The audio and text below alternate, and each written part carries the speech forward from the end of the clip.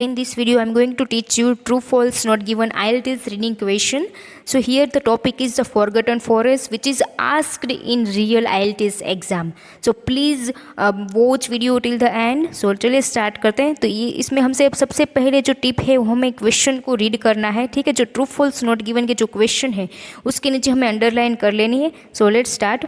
So first of all here you can see sparse. Sparse का मतलब ये होता है स्कैटर्ड. ठीक है, बिखरा हुआ. ठीक है, स्पार्स का मतलब ये होता है स्कैटर्ड. और डिस्ट्रीब्यूशन का तो आपको सबको पता ही है. ठीक है, the sparse distribution of long leaf pine trees.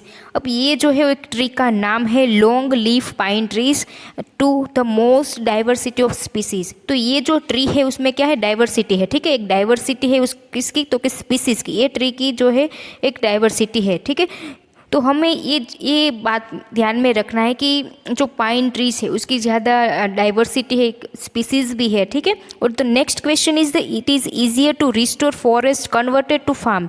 तो यहाँ पर अब सबसे आसान ये है कि रिस्टोर करें फॉरेस्ट इनटू फार्म्स.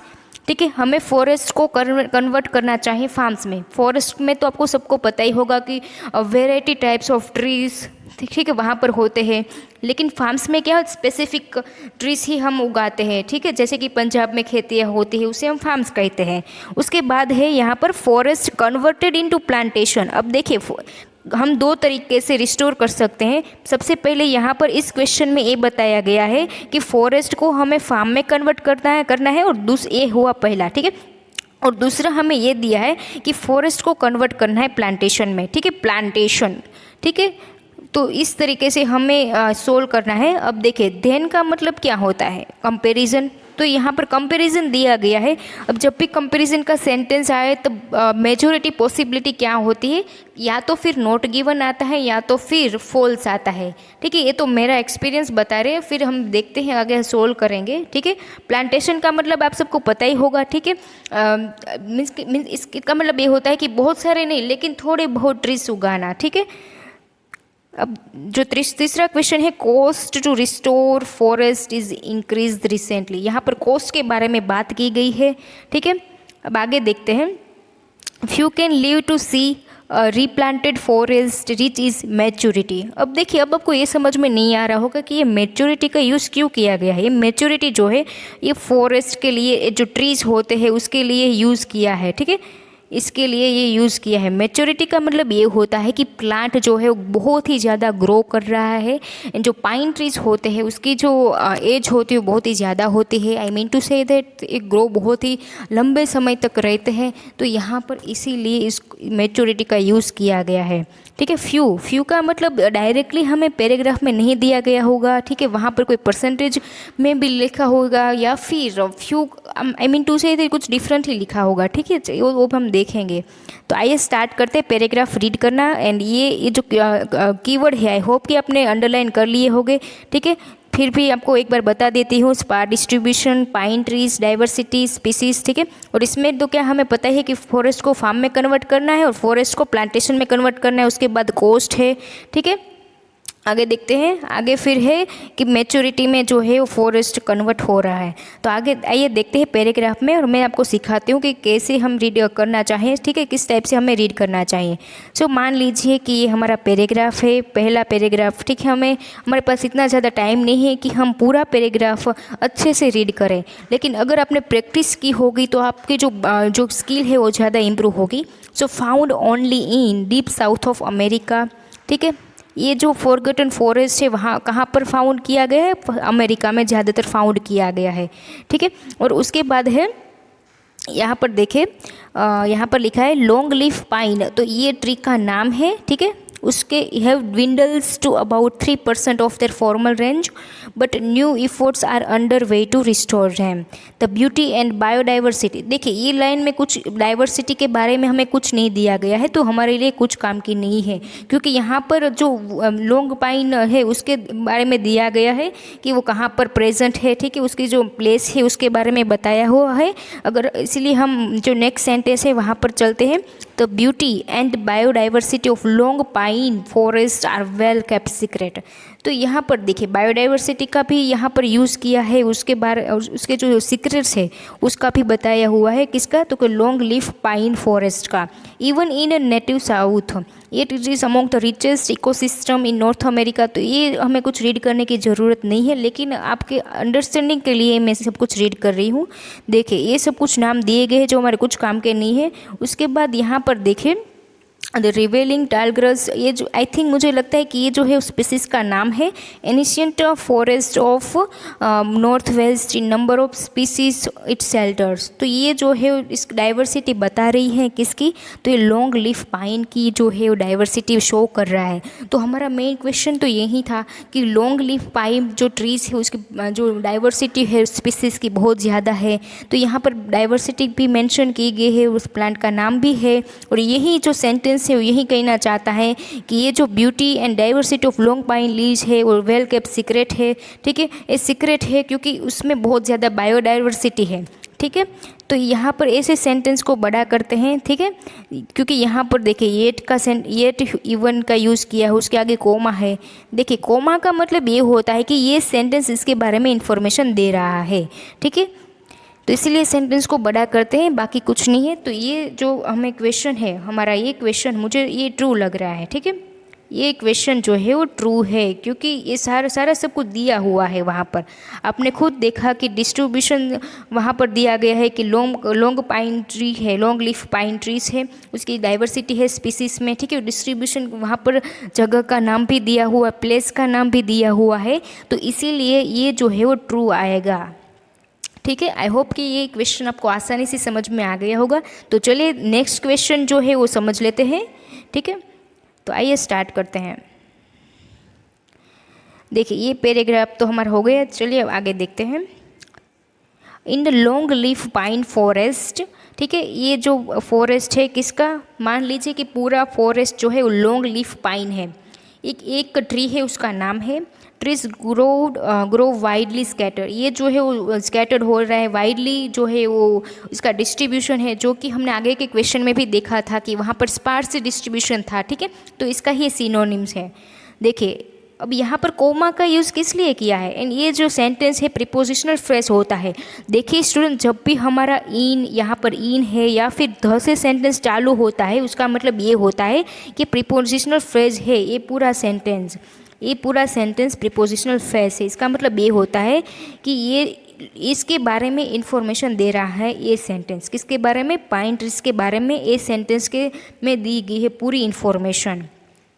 ठीक है, तो ये हमारा नाउन है। ठीक है, सो यहाँ पर देखिए मान लीजिए हमारा सब्जेक्ट और नाउन यही हुआ कि long pine forest trees grow widely scattered. ठीक है, वो वाइडली स्कैटर्ड भी होती है।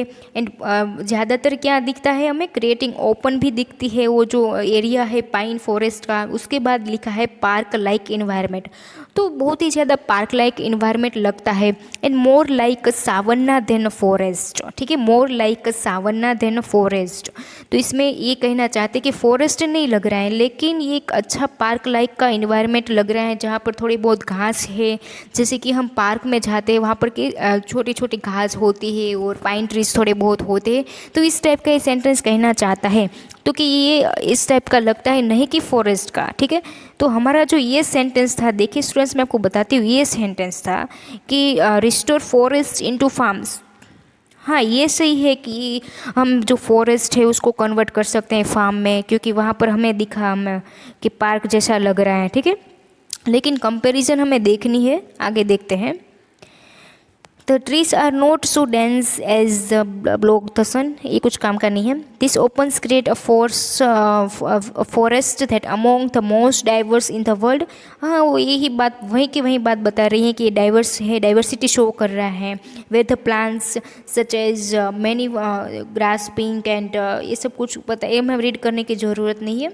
ठीक है, क्योंकि आगे देखते, क्योंकि हमारा कीवर्ड यहाँ पे कुछ है ही नहीं। हमारा कीवर्ड आगे देखते, हमारा कीवर्ड है फॉरेस्ट को कन्वर्ट करना है किसमें? फार्म में, और फॉरेस्ट को कन्वर्ट करना है प्लांटेशन में।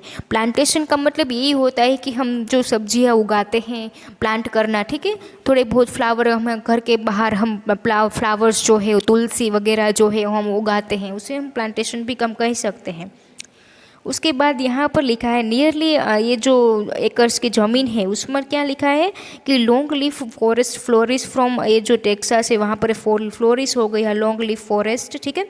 The only place in the world where it is found by the turn 21st century however virtually all of it had been logged. देखो ये जो है पहले का बता रहा है कि जो जंगल है वो वेनिश हो गया था। वेनिश का मतलब ये होता है कि वो डिस्ट्रॉय पूरी तरह से हो चुका था।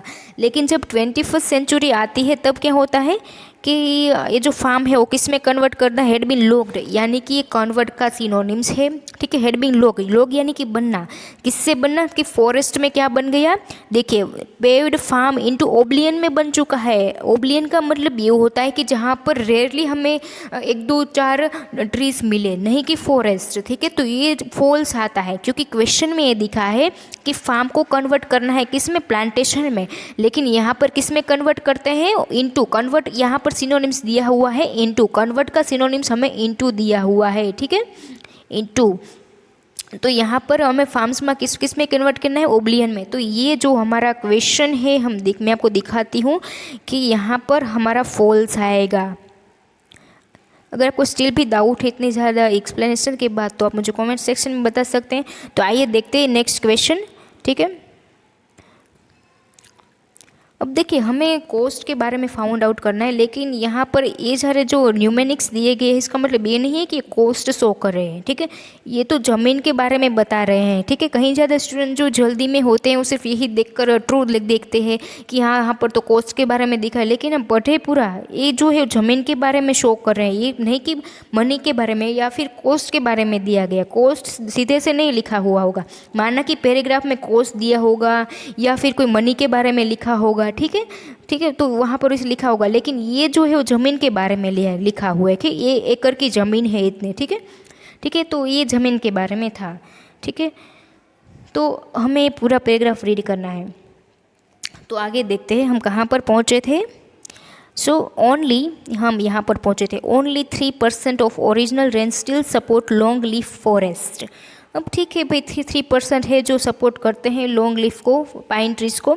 एंड ओनली जो 10,000 एकड़ की जो ज़मीन है वो अनकल्ड, वो उसमें क्या हुआ है कि वो जो ओल्ड ग्रोथ था, ओल्ड ग्रोथ का मतलब ये होता है कि पाइन फॉरेस्ट, पाइन जो ट्री है वो वहाँ पर है, उसमें कट नहीं किया है, उसको हमें को डिस्ट्रॉय नहीं किया है। अनकट का मतलब क्या होता है कि नॉट डिस्ट्रॉयड, ठीक है। अब जो कि हमें मान लीजिए कि हमें वहाँ पर कुछ बनाना है, इसीलिए हमें ट्रीज को कट डाउन करना पड़ेगा, लेकिन यहाँ पर ट्रीज को कट डाउन नहीं किया तो ट्रीज ऑलरेडी क्या होगा, ज़्यादा ग्रो करेगा, ठीक है। उसकी जो एज है वो बढ़ेगी ट्रीज के, ठीक है। तो इसीलिए ये सेंटेंस ये कहना चाहता है कि ओनली, अबाउट ओनली भी दिया गया है। देखिए ओनली मैं आपको बता दूँ ये सिनोनिम्स है किसका, फ्यू का, ठीक है। ये आप ध्यान रखें, ये स्टूडेंट्स यहाँ पर ही गलती करते हैं।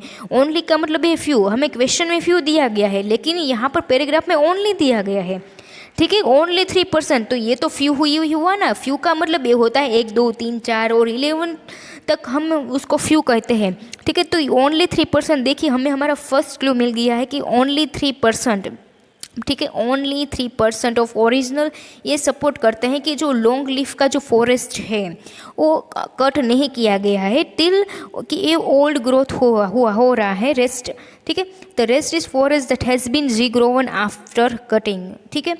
तो यहाँ पर ये कहना चाहता है कि इतनी जो ज़मीन है वहाँ पर क्या होगा कि ये जो है वो कट नहीं होगा तो क्या होगा, उसका ग्रोथ भी होगा, ठीक है। और रेस्ट ऑफ द फॉरेस्ट है और बाकी का फॉरेस्ट है वो हम कट डालेंगे, ठीक है। ये कट करेंगे तब जब भी हो अच्छे से बड़े हो जाएंगे फिर हम कटिंग करेंगे, अभी हमें कट करने की कोई ज़रूरत नहीं है, ठीक है। तो हमारा जो मेन क्वेश्चन था ये था कि few can live to see replanted for it reach its maturity. तो जी हाँ, ये जो क्वेश्चन है वो ट्रू आएगा, ठीक है। कि इसलिए ट्रू आएगा क्योंकि फ्यू के बारे में वहाँ पर 3% जो है वो दिया गया है और ओनली जो है उसका सिनोनिम्स है। मैं फिर भी बता देती हूँ, ओनली जो सिनोनिम्स है वो फ्यू का है, ठीक है। तो वहाँ पर फ्यू की जगह पर 3% है और रीप्लांट का मतलब वहाँ पर दिया गया है रीग्रो। मैं आपको बता देती हूँ, रीग्रो। और मैच्योरिटी का मैंने आपको शुरुआत में ही बता दिया हो कि मैच्योरिटी का मतलब ये होता है कि ओल्ड ग्रो। आप खुद ही सोचिए, हम मैच्योर पर्सन किसको कहते हैं? जिसके पास बहुत ज़्यादा एक्सपीरियंस होता है, ठीक है। जो ओल्ड पर्सन होते हैं बहुत ज़्यादा मैच्योर होते हैं। तो same it is age like in the trees में भी यही होता है। मैच्योरिटी का मतलब ये होता है कि ओल्ड ग्रो, ठीक है। तो ये जो सेंटेंस है पूरा मिलता है हमारे पैराग्राफ से, तो ये आएगा ट्रू। आई होप कि ये आपको अच्छे से समझ में आ गया होगा कि यहाँ पर सिनोनिम्स का यूज़ किया है। मैच्योरिटी यानी कि ओल्ड ग्रो, रीप्लांटेड के जगह पर रीग्रो का यूज़ किया है। मैं आपको बता देती हूँ, यहाँ पर देखिए, ये यहाँ पर देखिए स्टूडेंट्स, कहाँ गया, देखिए, तो यहाँ पर देखिए रीग्रोवन लिखा हुआ है, ठीक है। यहाँ पर रीग्रोवन है, ठीक है। तो यहाँ पर देखिए, यहाँ पर क्या हुआ है, रीप्लांटेड, तो वो सेम ही होता है, ठीक है। रीप्लांटेड जो है वो सेम ही होता है। तो ये जो होगा वो ट्रू आएगा, ठीक है। अब ये एक क्वेश्चन हमें मिल गया, लेकिन ये थर्ड वाला क्वेश्चन अभी तक हमें कॉस्ट के बारे में नहीं मिला है, ठीक है। देखिए यहाँ पर पूरे पैराग्राफ में हमें कुछ भी कॉस्ट के बारे में नहीं दिया हुआ है, ठीक है। तो यहाँ नॉट गिवन आएगा, ठीक है। ये जो है वो नॉट गिवन आएगा, क्योंकि हमें कॉस्ट के बारे में कोई मेंशन नहीं दिया गया है, ठीक है। तो इसीलिए नॉट गिवन आएगा। आई होप कि आपने अच्छे से समझ में आ गया होगा। अगर आपको कुछ भी डाउट है तो आप मुझे कमेंट सेक्शन में बता सकते हैं। Please subscribe to IELTS tips and tricks. तो चलिए मिलते हैं नेक्स्ट वीडियो में।